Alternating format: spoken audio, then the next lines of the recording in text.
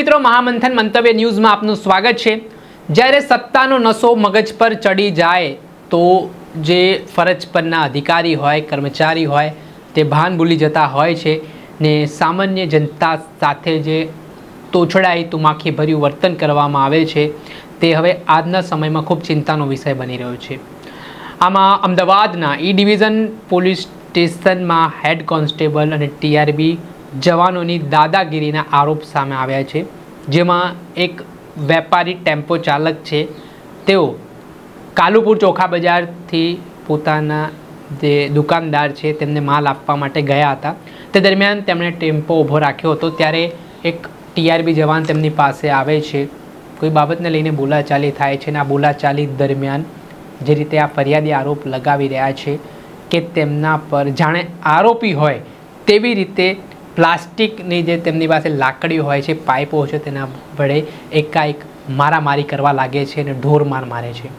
આ સંદર્ભમાં આટલું જ નહીં, આ એક ટીઆરબી જવાન બીજા ટીઆરબી જવાનને પણ બોલાવે છે અને ત્યારબાદ આ જે ફરિયાદી છે નિશાંત ઠક્કર, જેઓ કરિયાણાની દુકાન ધરાવે છે, તેઓનો જે કર્મચારી છે રજા પર હતો, એના કારણે તેઓ પોતે ટેમ્પો લઈને માલ ડિલિવરી કરવા માટે ગયા હતા। તે દરમિયાન તેમની આ ઘટના બનીને તેઓ જ્યારે પોલીસ ચોકીમાં જે પોલીસ ઉચ્ચ અધિકારીઓ છે તેમને રજૂઆત કરવા માટે આ ટીઆરબી જવાનોના વર્તનને લઈને પહોંચે છે તો ત્યાં તો ઉલટી જ ગંગા વહેતી થઈ। ત્યાં પોલીસ કર્મચારી જે હોય છે ફરજ પર તેઓ ટીઆરપી જવાનનું ઉપરાણું લઈને ઉલટાના જે ફરિયાદી છે તેમને માર મારે છે, ધમકાવવામાં આવે છે તેવા આરોપો સામે આવ્યા છે।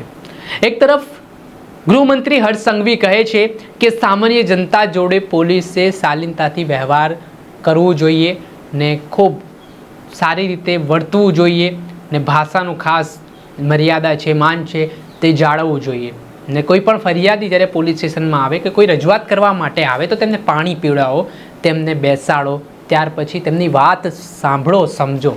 પણ જ્યારે આ ઘટનામાં પોલીસ કર્મીઓ આરોપી ભૂમિકામાં આવી જાય, જ્યારે તેમના પર આરોપ લાગે ત્યારે શું કરવું ગૃહમંત્રીજી એ પણ આપ બતાવી દો, કેમ કે આ સમયમાં જે પરિસ્થિતિ નિર્માણ થઈ છે એક ચિંતાનો વિષય બને છે। અમુક પોલીસ અધિકારીઓ, અમુક પોલીસ કર્મચારીઓ અને અમુક ટીઆરબી જવાનો જે રીતે સામાન્ય જનતા પર દાદાગીરી કરી રહ્યા છે તે ખૂબ ચિંતાનો વિષય બન્યો છે। એ સામાન્ય જનતાને આરોપી સમજી, ગુનેગાર સમજીને તેમને મારામારી પર ઉતરી રહ્યા છે, તેમને ધમકાવી રહ્યા છે। આ બાબતે આ નિશાંત ઠક્કર નામના જે ફરિયાદી છે તે કાલુપુર પોલીસ સ્ટેશને ફરિયાદ કરવા માટે ગયા, પરંતુ તેમની ફરિયાદ ના લીધી હોય તેવા આરોપો પર તેમણે લગાવતા શું કહ્યું મીડિયા નિવેદનમાં તેમને સાંભળો। જે આપનું નામ અને પરિચય। મારું નામ નિશાંત ઠક્કર છે, હું કરિયાણાનો દુકાનદાર છું। 17 તારીખે સાંજે 5:30ના અરસામાં હું કાલુપુર ચોખા બજાર સાઈડથી સરસપુરના બ્રિજ બાજુ જઈ રહ્યો હતો। ત્યાં આગળ મધુર આચારની દુકાન છે, એ દુકાનથી મારે એક પાર્સલ લેવાનું હોય। મેં 30થી 60 સેકન્ડ માટે મારો લોડિંગ ટેમ્પો રોડ પર સાઈડમાં કરેલો, ત્યારબાદ ટેમ્પામાં પાર્સલ નંખાઈ ગયું અને હું જઈ રહ્યો હતો ત્યારે ટીઆરબી જવાન ઋત્વિક નરેશભાઈ નામના માણસે મને સામા રોડથી ઊભા મા બેન સામાની ગાળો આપી અને ટેમ્પો આગળ જવા દેવા કહ્યું।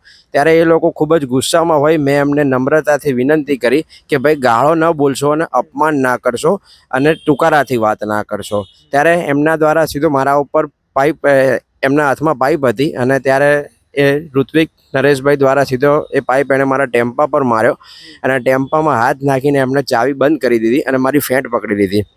ત્યારબાદ હું ટેમ્પામાંથી નીચે ઉતર્યો અને એ ઋત્વિક નરેશભાઈએ સીધો એ પાઇપથી મારા જમણા હાથ પર એમણે હુમલો કર્યો અને બીજા ટીઆરબી જવાનને બોલાયો, જેનું નામ છે સુરેશ નાથુભાઈ। તે પણ ત્યાં આગળ સ્થળ પર તરત દોડી આવતા બંને ટીઆરબી જવાન થઈને મને દબોચીને જાણે કોઈ 302નો આરોપી હોય, 307નો આરોપી હોય, કોઈ રેપનો આરોપી હોય અને ક્યાંય ભાગી રહ્યો હોય તેવી રીતે બંને ટીઆરબી થઈને મને દબાઈને ટ્રાફિક શાખાના ઈ ડિવિઝનની ચોકીમાં લઈ ગયા અંદર। ત્યાં જઈને મને બેસાડ્યો નીચે ખૂણામાં અને ત્યારબાદ બહારથી દિલીપભાઈ નામના હેડ કોન્સ્ટેબલ આવ્યા, ટ્રાફિક પોઈન્ટ ઇન્ચાર્જ હશે કદાચ, તેઓ આવ્યા અને આવીને કોઈ પણ જાતની ચર્ચા વગર, કંઈ પૂછપરછ માહિતી જાણ્યા વગર સીધો જ મારી પર એમણે હુમલો કર્યો અને 5 થી 7 લાફા મને મારી દીધા। ત્યારબાદ હું નીચે પડી ગયો અને ઊભો થતાં ફરીથી એમણે મને 5-7 લાફા માર્યા અને ત્યારબાદ મને ખૂબ જ ચક્કર આવતા હતા અને હાથમાં જ્યાં પેલા મને ટીઆરબી જવાને પ્લાસ્ટિકના દંડા માર્યા હતા ત્યાં આગળ મને ભયંકર પીડા થઈ રહી હતી। તેથી મેં 112ને કોલ કર્યો 112ને કોલ કર્યો. ત્યાં મને પૂછવામાં આવ્યું કે તમારે મેડિકલ ટ્રીટમેન્ટ જોઈએ છે. મેં હા પાડતા એમણે 108 અને 112ની જનરક્ષક બંને ગાડી આવી ગઈ હતી. ત્યારબાદ આ જે હેડ કોન્સ્ટેબલ છે દિલીપભાઈ, તેમણે 108ની ગાડીવાળાને ટણીથી કીધું ચલે નીકળ. આ દિલીપભાઈ કયા ડિપાર્ટમેન્ટ પોલીસ સ્ટેશનમાં ફરજ બજાવે છે? ટ્રાફિક બીટ કઈ લાગે? ઈ ડિવિઝન. ઈ ડિવિઝન. હા. પછી અને એમણે કહ્યું ચલે તું નીકળ, અત્યારે આ મારી કસ્ટડીમાં છે, મેં એની અટકાયત કરેલી છે, કોઈ ટ્રીટમેન્ટ નથી આપવાની, તું જતો રહે ભાઈ, પહેલાં મારું કામ પતશે પછી એની ટ્રીટમેન્ટ થશે. એટલે 108નો ડ્રાઈવર પણ ગભરાઈ ગયો અને પોતે એમ્બ્યુલન્સ લઈને ત્યાંથી ચાલ્યા ગયા. ત્યારબાદ મારી પર ફોન આવ્યો કે તમે 108 બોલાવી પણ ટ્રીટમેન્ટ કેમ નથી લીધી? તો મેં એમને જણાવ્યું કે મેં ટ્રીટમેન્ટ લીધી નથી ને મને ટ્રીટમેન્ટ આપવામાં નથી આવી. એટલે પછી મેં એમને વાત કરી કે હજી પણ મને પીડા તો થઈ રહી છે, મને ચક્કર આવે છે, હાથમાં પણ ખૂબ જ પીડા થઈ રહી છે, પ્લાસ્ટિકના પાઇપથી માર્યો હતો એટલે. ત્યારબાદ એમણે કીધું કે અમે પાછી મોકલી 108, તેને ફરીથી 108 આવી. એના પછી મને પેન કિલર આપવામાં આવ્યું ત્યાં આગળ અને ORSનું ડ્રિંક આપવામાં આવ્યું. પછી મને જરાક પ્રાથમિક સારવારથી રાહત મળી, પણ તેમ છતાં મને ત્યાંથી ક્યાંય ખસવા ન દેવામાં આવ્યો. અને આ હેડ કોન્સ્ટેબલ ટ્રાફિકના માણસો દ્વારા મને ચોકીની અંદર આશરે 1.5 કલાક ગોંધી રાખવામાં આવ્યો. ત્યારબાદ મને કાલુપુર પોલીસ સ્ટેશન લઈ ગયા. ત્યાં જઈને મારું નિવેદન લીધું અને મને ત્યાં પણ ખૂબ ધાક ધમકીથી સમજાવવા મનાવવામાં અને ધમકાવવામાં આવ્યો કે જો તમે કંઈ પણ બીજું કરશો, આમાં તમે ફરિયાદ કરશો તો તમારા વિરુદ્ધ જ આમાં ફરજ રૂકાવટનો ગુનો દાખલ થશે. કોઈ પણ જાતના કોઈ પણ ઘટના પણ ઘટી શકે છે અને કોઈ પણ જાતની ફરિયાદ તમારી તો નહીં જ લેવાય, તમારા ઉપર જ પોલીસ FIR કરશે અને પોલીસ ફરિયાદી બનશે અને તમે ખૂબ હેરાન થઈ જશો. તેથી અહીંયાથી ચાલ્યા જાઓ. પણ મેં મારી મક્કમતા દર્શાવીને કીધું કે ના, જે લીગલ થાય એ પ્રોસિજર મારે કરવી છે. મને ગુજરાતની ન્યાય પ્રણાલિકા ઉપર પૂરો ભરોસો છે. અને આ બધી ઘટના દરમિયાન હેડ કોન્સ્ટેબલ દ્વારા મારો સોનાનો ચેન પણ તોડી નાખવામાં આવ્યો હતો. એટલે મારી એવી માંગ છે કે જે કંઈ મારું નુકસાન કર્યું છે લોકોએ અને જે રીતે એમણે મને ખોટો મારવામાં આવે છે તેનું એ લોકો મને યોગ્ય વળતર આપે. પોલીસે મારી ખાલી અરજી લીધી છે, FIR લીધી નથી. તમે ફરિયાદ કરી હતી? હા, અમે ફરિયાદ કરી, પણ અમને એવું કહેવામાં આવ્યું કે તમારી ફરિયાદ તો નહીં જ લેવાય. ગૃહમંત્રીને શું કહેશો? એક તરફ એવું કહે છે કે સામાન્ય જનતા જોડે પોલીસ સારું વ્યવહાર કરે એ પ્રકારે નિવેદન આપે છે જાહેર મંચ પર. ગૃહમંત્રીને અમે કહેવા માંગીએ છીએ કે આ રાજ્યની પોલીસની છબી ખરડાય નહીં, તે માટે આપ તાત્કાલિક ધોરણે આ બંને TRP જવાન અને આ ટ્રાફિક કોન્સ્ટેબલને તાત્કાલિક ધોરણે સસ્પેન્ડ કરો. જે આપણે સાંભળ્યા હતા આખો ઘટનાક્રમ જણાવનાર ફરિયાદી પીડિત. આ મામલાના સંદર્ભમાં અમે જે DCP છે ભાવના પટેલ અમદાવાદ વેસ્ટના, તેમને પણ ફોન કરીને સંપર્ક કરવાનો પ્રયાસ કર્યો. તેમણે ફોન કાપી નાખ્યો અને આજે પરિસ્થિતિ આખી નિર્માણ થઈ છે. તેને લઈને જવાબદાર અધિકારીઓ સાથે જ્યારે મેં સંવાદ કરવાનો પ્રયાસ કર્યો ત્યારે તેમના તરફથી કોઈ રિસ્પોન્સ આપવામાં નથી આવી રહ્યો.